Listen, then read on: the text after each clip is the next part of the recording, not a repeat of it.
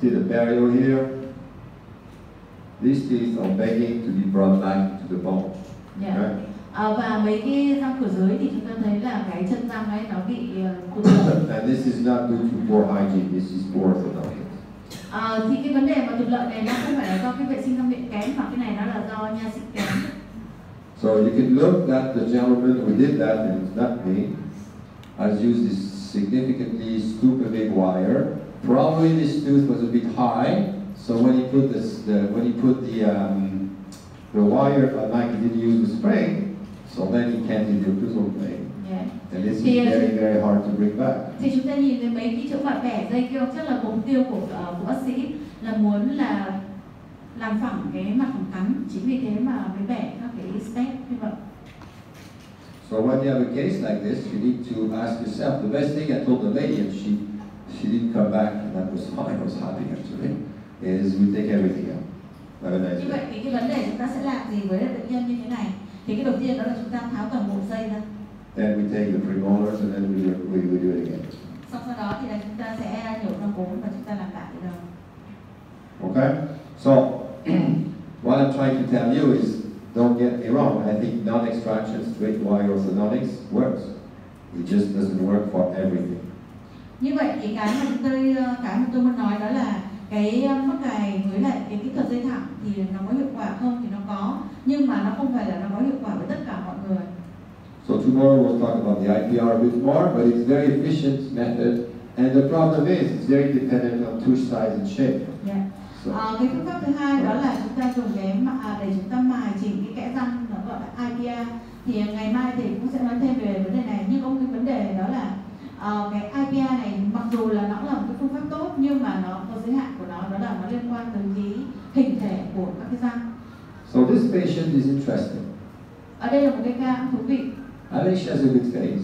Bệnh nhân này có mặt đẹp. But she doesn't like the face because she says I look like a rabbit. Nhưng mà bệnh nhân này đến thì bệnh nhân nói là tôi không thích cái mặt tôi, tại vì là tôi không muốn trông giống như cái con thỏ có hai cái răng chìa ra. They told her she needed a gingival graft here, which she did.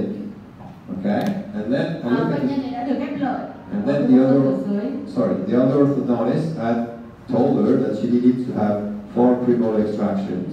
Và bệnh nhân này đã đến một cái nha sĩ khác thì đã có cái chỉ định là nhổ 4 răng hàm nhỏ. So now tell me what the 4 premolar extraction will solve. Như vậy bây giờ chúng ta sẽ thử thảo luận xem là cái vấn đề gì xảy ra nếu như khi chúng ta nhổ răng nhỏ. And what it will not solve. Cái tức là khi mà nhổ cái răng hàm nhỏ thì cái chúng ta có thể giải quyết được là cái gì, và cái chúng ta không thể giải quyết được đó là gì.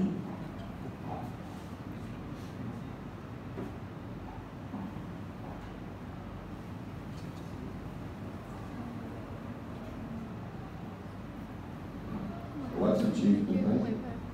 Như vậy cái vấn đề đầu tiên đó là cái chief complaint đó là gì? Đó là, tức là cái lý do chính của bệnh nhân này đến đó là gì? Rabbit. Yeah. So she has oversized, very big teeth here, huge teeth. Ở đây chúng ta thấy là hai răng cửa trên cái kích thước nó rất là lớn. And she has very low crowding on the upper, but she has some crowding on the lower. Bệnh nhân này có phảnh trên, có phảnh dưới. And yes, we always are taught that to level the curved speed you need space, so she needs some space to level the curved speed. Absolutely. Đường cong speed sâu, chính vì thế mà cũng cần phải có chỗ để làm phẳng đường cong speed. So this patient, now I decided to treat her non-extraction with some form of IPR, but it's a bit of a different IPR. I'll show you in a minute. Something you can do in your practices. Như vậy thì bệnh nhân này là tôi sẽ điều trị là không nhổ răng với lại có mài chỉnh kẽ răng. So what I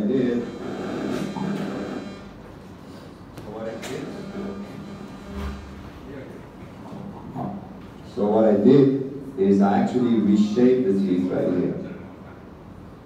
Okay? Như vậy là chúng ta sẽ tạo hình hai cái răng này. So I took 0.5 millimeters per side. Chính vì thế mà tôi sẽ mài chỉnh là 0,5 mm ở mỗi bên.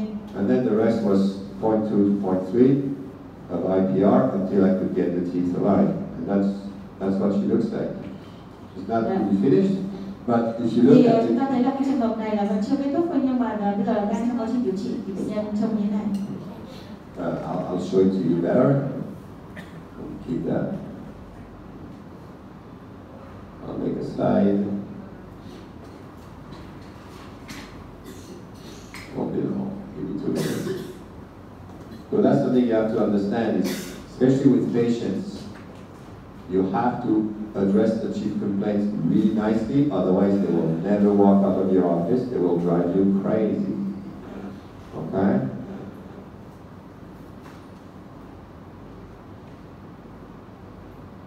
Alright, let's see. Okay. I'll get there in a second. Okay, I think we are maybe getting there, and maybe this, and there's that. Okay, and maybe get this guy a little bit better. It's too much, maybe like this. Okay, all right, so now, sorry.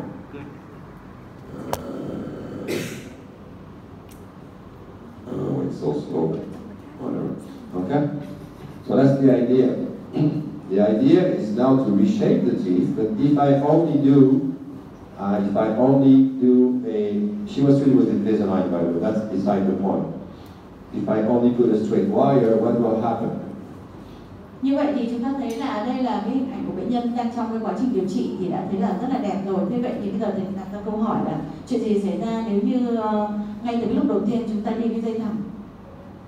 Which teeth are going to move faster?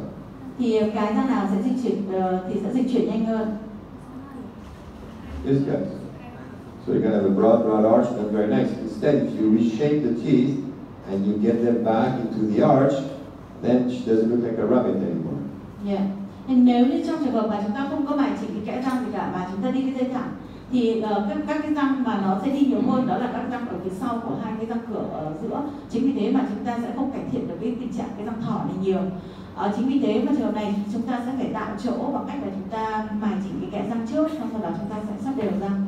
Well, basically, again, a straight wire approach is not bad, but it's not exactly, she wants the teeth back in, the teeth are there. If I break this one out, she's going to have a full mouth, she's going to hate it. Yeah. So what? Thì chúng ta thấy là trong trường hợp mà đi cái dây thẳng thì nó cũng không phải là quá là tệ. Thế nhưng mà nó sẽ không được cái mục tiêu mà đạt được, nó sẽ không thỏa mãn được cái mà mong muốn của bệnh nhân. And that's the case I would argue with Invisalign it's easier. Thì cái trường hợp này là chúng ta cũng đang tranh luận. Thì cái này nếu mà với Invisalign thì nó sẽ dễ dàng hơn. Because what you do, you make the connection and you do not let the teeth come forward. You ask the technician to move the teeth back. Tại vì là với cái máng trong ấy thì là chúng ta sẽ yêu cầu là kỹ thuật viên là sẽ không đưa hai cái răng cửa này ra phía trước và chúng ta sắp đều các cái răng. So that's the idea. Again, if you do straight wire, it's okay, but you won't get a result like this. It's not going to happen. Okay? Như vậy thì thầy nhắc lại là nếu trong trường hợp mà muốn làm thẳng răng và đi với lại cái dây thẳng thì nó sẽ không thể nào đạt được cái chúng ta mong muốn. And in the mouth, this is the tooth that drove me nuts. It just didn't want to rotate, but all the rest was done. You know? Thì chúng ta thấy là ở đây thì nó cái điều trị nó vẫn chưa kết thúc, bởi vì hai cái răng ba nó vẫn còn xoay một chút nhưng mà gần như là đã xong. Okay. So just quickly, extractions. We'll talk a lot more about it tomorrow. I just want to again bring the fact that you have a lot of these cases nowadays. How do you call these? What's the classification?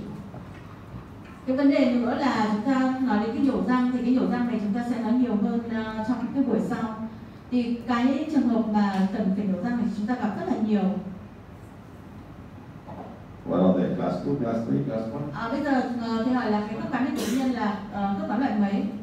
Loại 1, loại 2 hay loại 3? They are class 1, right? Thì bệnh nhân này có class 1 đúng không? Yeah, the vast majority of them are class 1 molar, but really they are retrographic mandible. Yeah. Thì có một cái phần lớn các cái bệnh nhân đó là có cái tương quan răng hàm thì là loại 1, thế nhưng mà có lùi cái hàm dưới.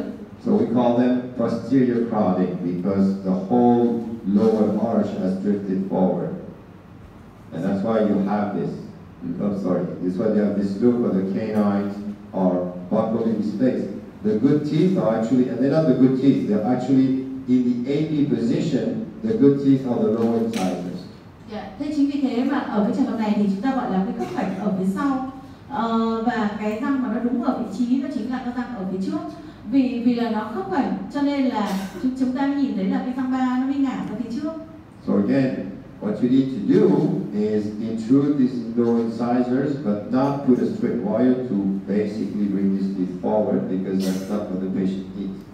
Chính vì thế mà điều trị trường hợp này thì chúng ta bắt buộc là chúng ta sẽ phải làm đúng các cái răng cửa trước, và nếu như trong trường hợp mà chúng ta mà đi cái dây thẳng thì chắc chắn là chúng ta không đạt được cái mà chúng ta mong muốn.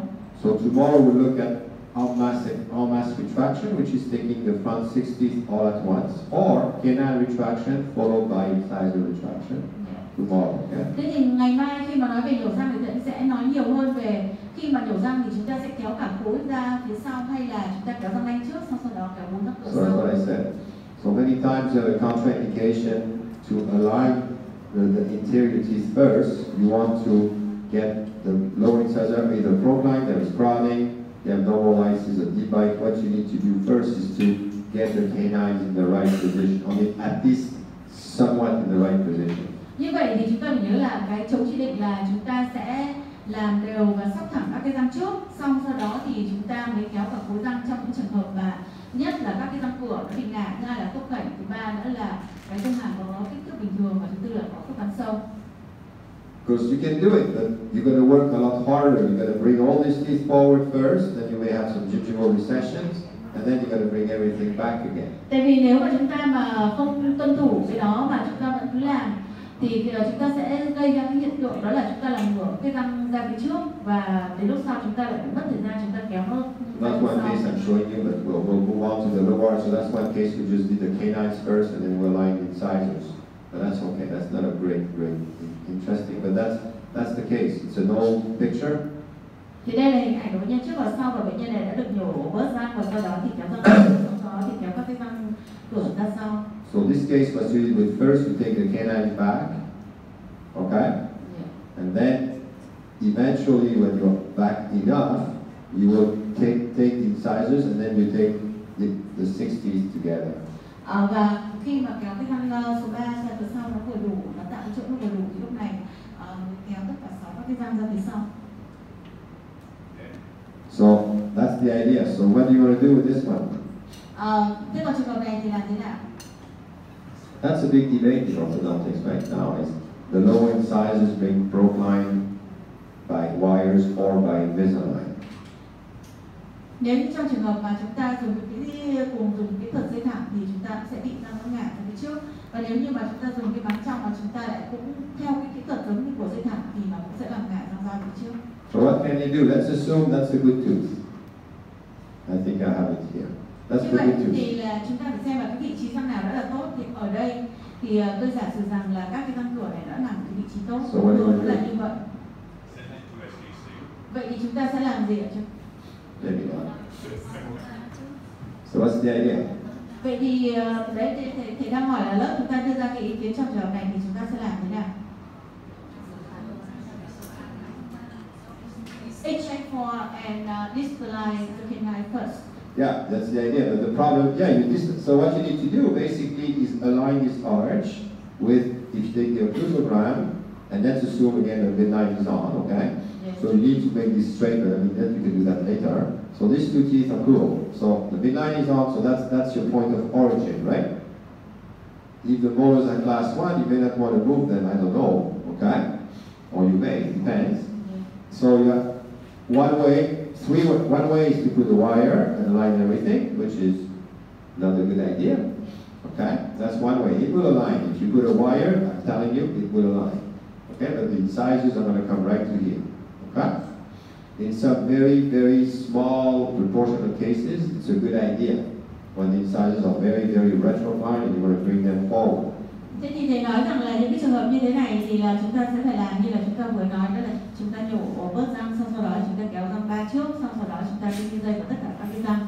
Còn nếu như trong trường hợp mà chúng ta lại mắc cả tất cả các cái răng và chúng ta đi cái dây thẳng thì đây cũng không phải là cái lựa chọn tốt, và thầy nói rằng là hầu như gần như tất cả các trường hợp chúng ta đều không thể làm được như vậy, chỉ có một số rất ít các trường hợp chúng ta mới làm được như vậy hơn.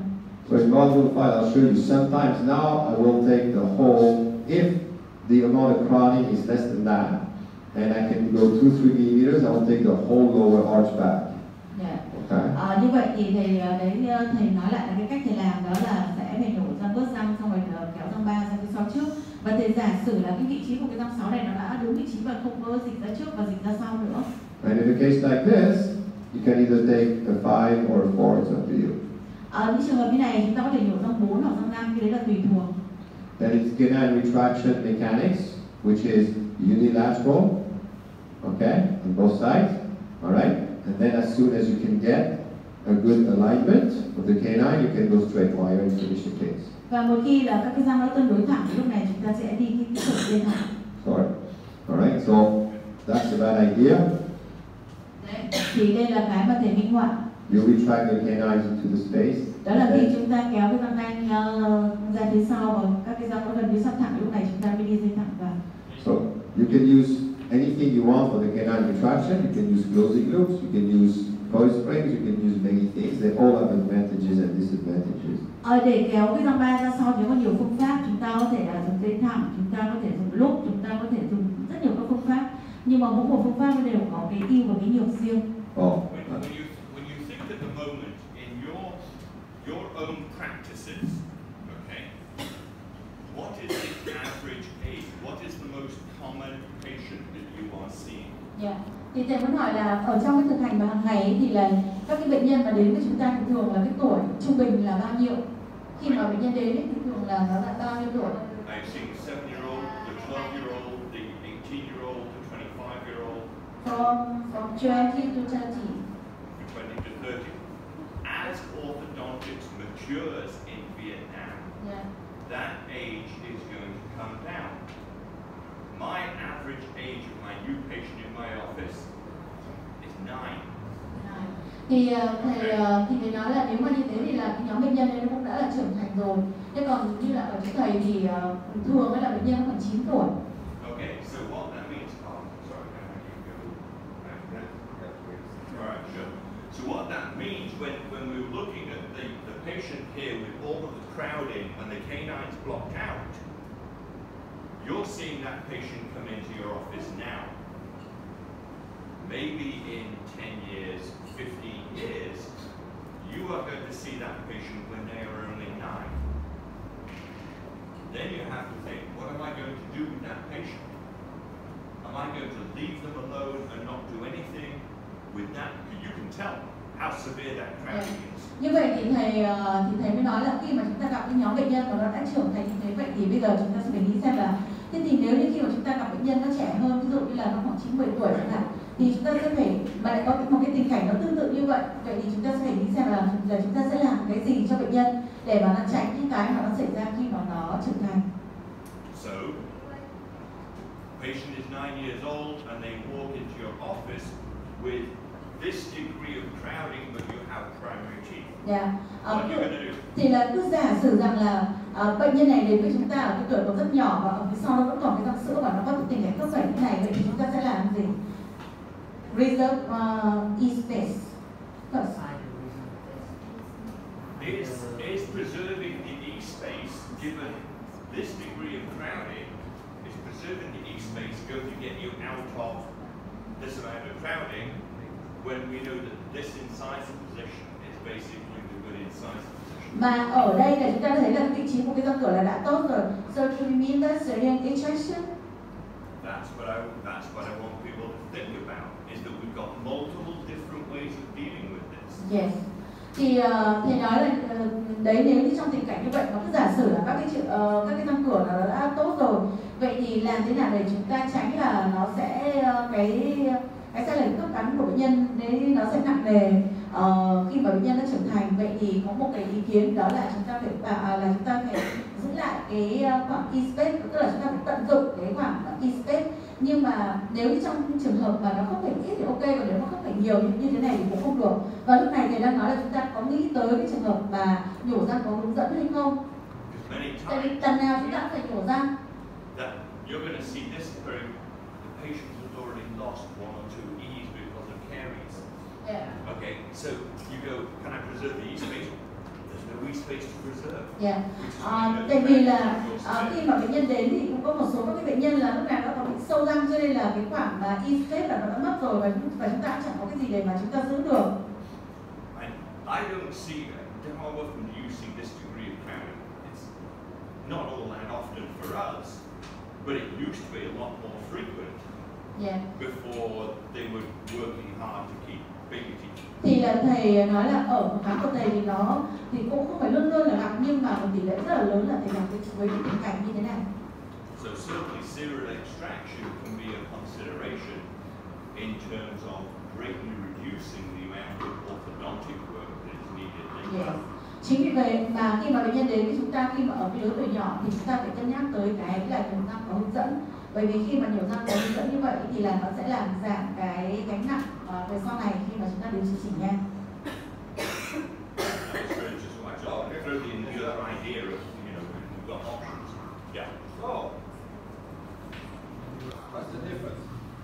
Như vậy thì chúng ta nhìn thấy hai cái vị trí của cái răng 6 và cái răng 3 như này thì có sự khác nhau gì giữa hai cái trường hợp?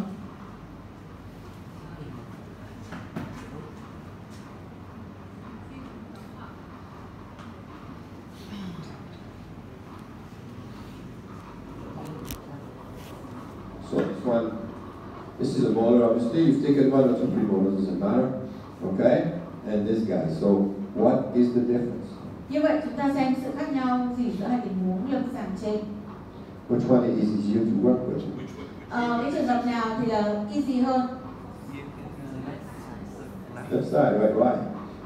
Thì ở bên trái là dễ dàng hơn, tại làm sao? Because we only apply.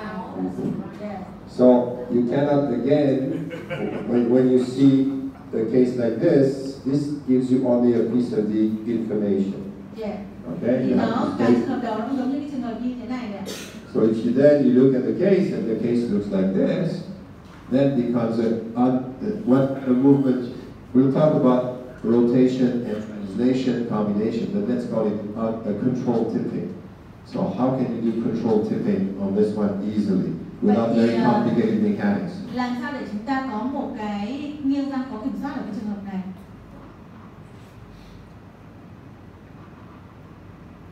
How can you do it? Chúng ta làm thế nào? So what do you do for control tipping?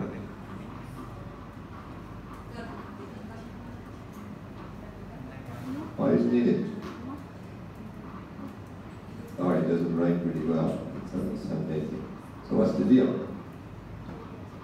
Vậy thì làm sao để chúng ta có được cái nghiêng răng có kiểm soát? What's the, yeah, but I mean the first thing is moment to force ratio about 5.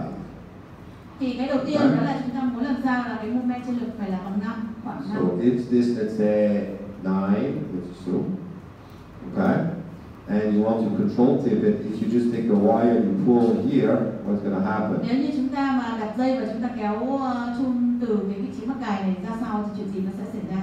You're going to get uncontrolled Thì tip. chúng ta sẽ có cái nghiêng răng không kiểm soát. So then you're going to get this movement, and then you have to translate. Chính vì thế mà sau đó chúng ta lại phải di chuyển tiến răng The ra best phía thing sau. to do is to divide some mechanics when you can pull, or you can pull from here, okay? Yes. And this force is only 5 millimeters away from this. So what does that give you? Control tipping. Yeah, so the idea Như vậy thì là cái khi mà chúng ta cần cái nghiêng răng và kiểm soát thì chúng ta cần phải là giảm cái D này xuống bằng cách là chúng ta ở phía trước cái răng 3 chúng ta có một cái hút nó dài khoảng 4 mm. That's why double tools are kind of neat. You don't have to make very fancy bands. You can use a little power hook right here, and you push, you pull here. It's the same force as you pull from here, but you get a different result. Yeah. Thì lúc này chúng ta sẽ kéo cái chúng ta sẽ dùng cái lực kéo từ cái hốc của cái răng 3 đến cái hốc của cái răng số 6, và đó là cái lý do mà tại sao chúng ta dùng cái ống đôi kia. Thì là thầy nói đấy là một cách, còn có một số người có thể thích cái bẻ dây chúng ta dùng lúc, thế nhưng mà cái đấy thì tùy, và chỉ bằng cách là chúng ta kéo dài cái hốc này thôi mà có một cái lực như vậy, nhưng mà cái kết quả điều trị thì lại hoàn toàn khác nhau. So on this one, if you want to go from here to there, what do you need? Còn nếu trường hợp này mà khi răng nuốt thẳng và chúng ta lại muốn răng dịch chuyển tỉ tiến thì chúng ta cần cái gì ạ? You need an over to force ratio. Thì chúng ta cũng phải thay đổi cái lực chia cho cái tỷ lệ mô men trên lực của khoảng 10. Because you're roughly 10 millimeters away, so if you have a force here, okay, you can't really go at 10 millimeters, it's too far. Như vậy thì nếu trong trường hợp mà chúng ta cần cái tỷ lệ là bằng 10 mà chúng ta lại tôi cứ giả sử là dùng cái hút để nó cách cái mắc cài là 10 mm thì cái này rất khó bởi vì là nó quá là dài. No, I'm doing this. I have to restart my computer again. It's not working. I do apologize. My computer is not doing well. I don't know. This is going all the place. Chạy chưa chung. Okay, here. Then we'll take a break before we have a big headache. Okay? So this one has little side effect. You just put a little power hook, you pull, the thing is going to come up. Fantastic. You do the same thing on this one, you're going to end up with tipping, all sorts of things. So you have to calculate much better. Giống hệt như cái trường hợp trước thì chắc chắn là chúng ta sẽ bị cái sự chuyển răng không mong muốn. So if it's only for canine retraction, one of the best things you can do is a closing loop. Okay? Alright? Or you can do a power bar, like this one, but then you will have to put a little bit of torque in the wire to add a bit more moment and control it. But you just cannot pull with this if you don't have a very stiff wire here. So then you have binding and friction. Yeah. Nếu trong trường hợp mà chúng ta dùng cái dây thẳng, cái dây nó rất là cứng để mà chúng ta kéo cái răng ba thì ngay từ sớm thì rất là khó. Tại vì cái lúc này thì chúng ta sẽ bị một cái lực do nó bó bị một cái ma sát rất là cao do cái bó của cái dây. Thế chính vì thế mà lúc này chúng ta phải dùng cái lúp hoặc là dùng một cái cơ chế phân đoạn để chúng ta kéo cái răng ba này ra sau. In the case that we were talking about with the incisors being in a good position, we want to bring the canines back. This is a much easier movement to do with sectional mechanics than this is. But actually, you use sectional, you go from here to there, or you could put the 7, whatever doesn't really matter at the end of the day. That's for anchorage control. But here, you put a fairly significant wire, okay, and you pull this tooth, it's going to go up. It will tend to erupt a little bit, and as soon as you get the incisors, then you can go back to a mass retraction system. Okay, như vậy thì ở cái trường hợp đầu tiên khi mà chúng ta kéo cái răng số 3 ra phía sau, thì khi mà chúng ta kéo ra phía sau, khi mà chúng ta dựng thẳng cái trục răng đó, thì chúng ta thấy là khi mà chúng ta đã có cái chỗ khoảng ở phía trước để mà sắp đều các cái răng cửa thì lúc này chúng ta có thể đi cái dây thẳng. But what I wanted to tell you is, depending on the inclination of the tooth, the mechanics may be easy or not so easy. Okay, because the worst one is which one? Yeah. Which we have some time. I'll draw it and translate it. Yeah. Thế chính vì thế mà trong rất nhiều các trường hợp mà răng nó bị nghiêng ấy, thì là nó có thể là cái mà nó dễ dàng hơn so với răng nó đã được làm thẳng. Nhưng mà cái này nó tùy vào trường hợp là cái chúng ta muốn đó là gì. This one, which we have sometimes, not often. Đấy, ví dụ như trường hợp mà cái răng nó lại nghiêng theo cái chiều ngược lại như thế này. Chẳng hạn. This one is have a good time. Okay? Thì là nó lại là khác, nếu như chúng ta lại dùng cái lực giống hệt như kia cũng không được. Everything is this way, we need to retract even more. This is very complicated. Yeah. Ví dụ như cái trường hợp này thì lại phức tạp hơn. So 1, 2 straight, 3. So the difficulty. Chúng ta sẽ có 3 khả năng xảy ra. Thứ nhất là cái răng nó nghiêng về phía gần, thứ hai là răng thẳng, thứ ba là răng nghiêng về phía xa. So these guys find sometimes gastric malocclusions, and people extract premolars and everything goes like crazy because they can't control the angulation of the teeth. Okay? Nice music. Alright? Như vậy trường hợp này, nếu trong trường hợp mà chúng ta nhổ răng và chúng ta sắp đều răng ấy thì là nó sẽ làm gì? Các răng nó ngả ở phía sau. Và bây giờ chúng ta nghỉ giải lao một chút nhé. When you go to the Invisalign seminars and they show you bicuspid extractions, the vast majority of them, vast majority of them are the ones that were here with that inclined canine.